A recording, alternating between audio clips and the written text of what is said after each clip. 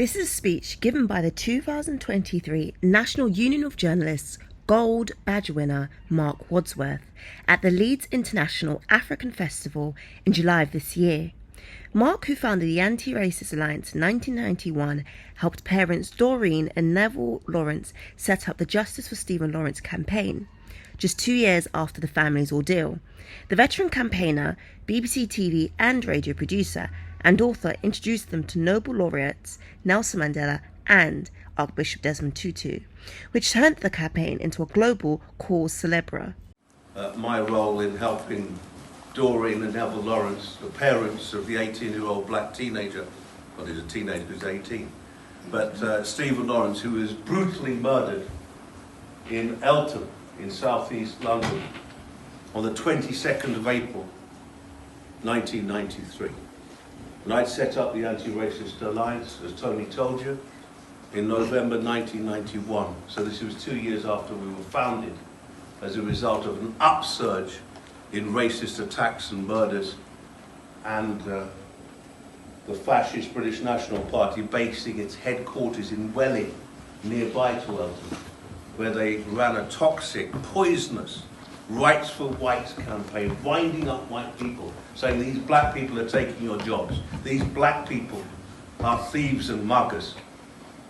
These black people are involved in sexploitation. You know, the sort of thing where you're scapegoating some other community for the ills in society. The dog whistle politics that we're seeing with the Conservative government at the moment, with their vicious illegal migration bill going through Parliament that would keep children imprisoned where they're asylum-seeking parents. So we must fight against that bill. There's a hashtag refugee ban bill. So if you look that up on Twitter, anybody who's on social media, you'll get more information on how you can write to your MP and do something about it. So Stephen was murdered by a racist gang of thugs, 6 of them, we believe, who attacked him in Wellhall Road in Eltham as he stood at a bus stop with his friend Dwayne Brooks, who managed to flee. But Stephen tragically lost his life for no other reason than being a black person in the wrong place at the wrong time. It smacks of lynching, doesn't it? Mm-hmm. And it took 19 years for any of that gang to be successfully jailed for murder. Gary Dobson and David Norris. And I was at the Old Bailey when they were sent down. But I'll tell you something, they weren't the murderers. They were accomplices. I don't know how many of you saw the BBC programme where a very brave journalist doorstepped the murderers, Neil Acorn and his brother Jamie. Did anybody see that? And that all came about as a result of a 6th suspect, Matthew White, who conveniently is now dead, so we can name him. And he said quite clearly, Neil said to me, let's cross the road. Neil Acorn said, I have a knife, I'm going to kill that nigger. Excuse my language. So it's all unravelling.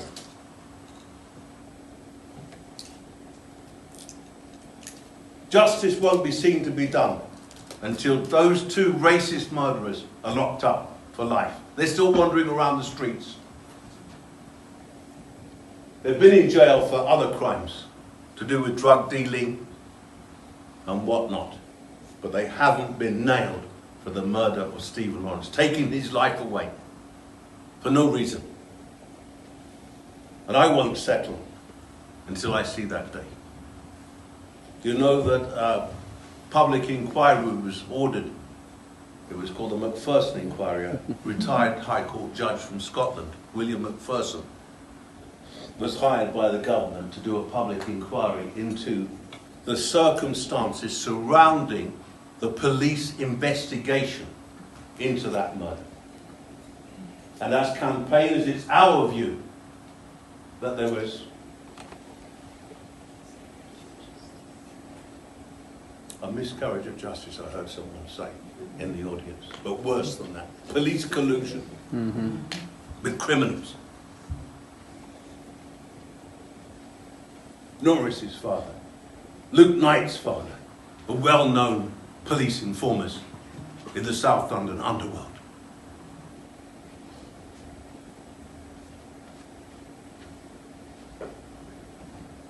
It shocked me that just the other day we got the news that those bent coppers, the murder squad, will not be prosecuted for failing to follow the leads that existed from day one. Even white people were coming forward in South East London and naming the murderers. Black male than a white male. There's something very rotten at the heart of the Met Police, which Louise Casey said is institutionally misogynist, racist and homophobic. That's right. It needs to be disbanded, and we need to start again from the bottom up. And if you believe that can't be done, look what happened to the Royal Ulster Constabulary when they were picking on the nationalist community. We know them as Catholics, but they're not all Catholics, but for argument's sake, because they want to be a part of Southern Ireland, which is mainly Catholic, they call the Catholic community. The RUC was like an army of occupation against that community and bias. So the British government decided to close it down and start again. And it's called the Police Service of Northern Ireland. It can be done. But you can't pick at the edges and nibble away, have a few race awareness training courses for officers. That's not good enough. The culture is rotten. They are not a police service, they're a police force, a coercive force. They don't see us as their masters. They see us as their servants. So the whole mindset is wrong. And that is how the Stephen Lawrence scandal was able to fester and happen. Look, I'm going to stop there because we've got a fantastic panel. I don't know what their association is with the Stephen Lawrence campaign, but don't forget that the title is Race and Education. So I'm sure they have a lot to say about decolonising the curriculum. Why isn't my teacher or lecturer black? You know about the Stoke student campaign, they're very important. Roads must fall. You know, the whole reparations movement now where universities are recognising that they have to hand over some dosh to us to right the wrongs of the past, where colleges have been based on endowments from slave owners. We want some of that money back, don't we? Yeah, so we could do good with it, to put black history back on the agenda. That's why if you go on to BBC Sounds and you look up the amazing life of Olaudah Equiano, he was an Igbo, freed African slave in the 1700s, you'll see my programme that I made for BBC Radio 4 last summer. We must get more of that history out there, and not just in October. Black history belongs in every month of the year. Do you agree? Yes. Yes. Thank you for listening.